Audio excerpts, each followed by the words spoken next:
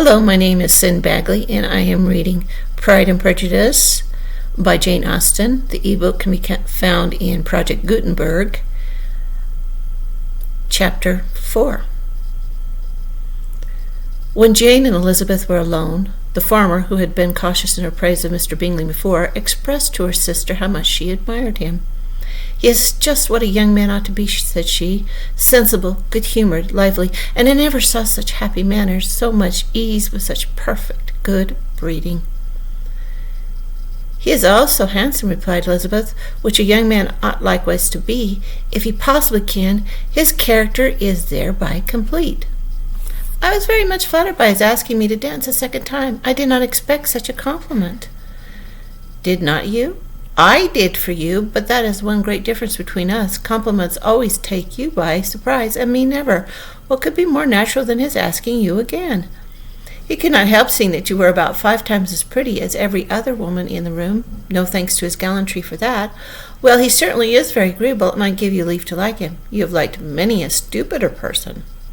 "Dear Lizzie!" "Oh, you're a great deal too apt, you know, to like people in general. You never see a fault in anybody. All the world are good and agreeable in your eyes. I never heard you speak ill of a human being in my life."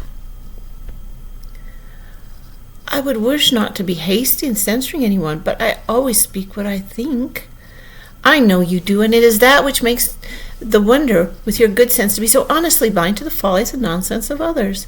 Affectation of candor is common enough. One meets with it everywhere, but to be candid without ostentation or design, to take the good of everybody's character, make it still better, and say nothing of the bad, belongs to you alone. And so you like this man's sisters too, do you? Their manners are not equal to his." "Certainly not at first, but they were pleasing women when you converse with them. Miss Bingley is to live with her brother and keep his house, and I am much mistaken if we shall not find a very charming neighbor in her." Elizabeth listened in silence, but was not convinced. Their behavior at the assembly had not been calculated to please in general, and with more quickness of observation and less pliancy of temper than her sister, and with a judgment too unassailed by the attention to herself, she was very little disposed to approve them. They were in fact very fine ladies, not deficient in good humor when they were pleased, nor in the power of being agreeable where they chose it, but proud and conceited. They were rather handsome, and had been educated in one of the first private cemeteries in town, and a fortune of £20,000 were in the habit of spending more than they ought, and of associating with people of rank, were therefore in every respect entitled to think well of themselves and meanly of others. They were of a respectable family in the north of England, a circumstance more deeply impressed on their memories than that their brother's fortune and their own had been acquired by trade. Mr. Bingley inherited property to the amount of nearly £100,000 from his father, who had intended to purchase an estate but did not live to do it. Mr. Bingley intended it likewise, and sometimes made choice of his county, but as he was now provided with a good house and a liberty of a manor, it was doubtful to many of those who best knew the easiness of his temper whether he might not spend the remainder of his days in Netherfield, and leave the next generation to purchase.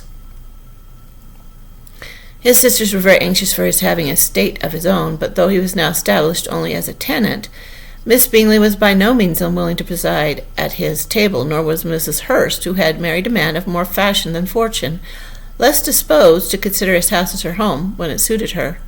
Mr. Bingley had not been of age 2 years when he was tempted by an accidental recommendation to look at the Netherfield house. He did look at it, and into it for half an hour, was pleased with the situation in the principal rooms, satisfied with what the owner said in its praise, and took it immediately. Between him and Darcy there was a very steady friendship, in spite of great opposition of character.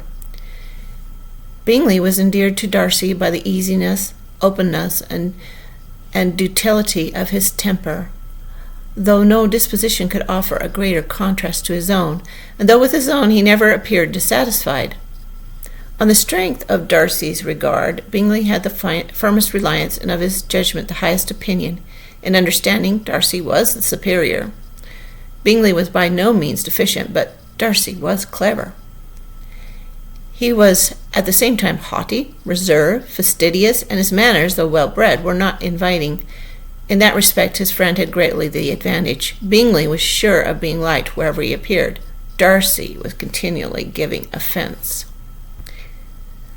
The manner in which they spoke of the Meryton assembly was sufficiently characteristic. Bingley had never met with pleasanter people or pretty girls in his life. Everybody had been most kind and attentive to him. There had been no formality, no stiffness, and he soon fell acquainted with all the room. And as to Miss Bennet, he could not conceive an angel more beautiful.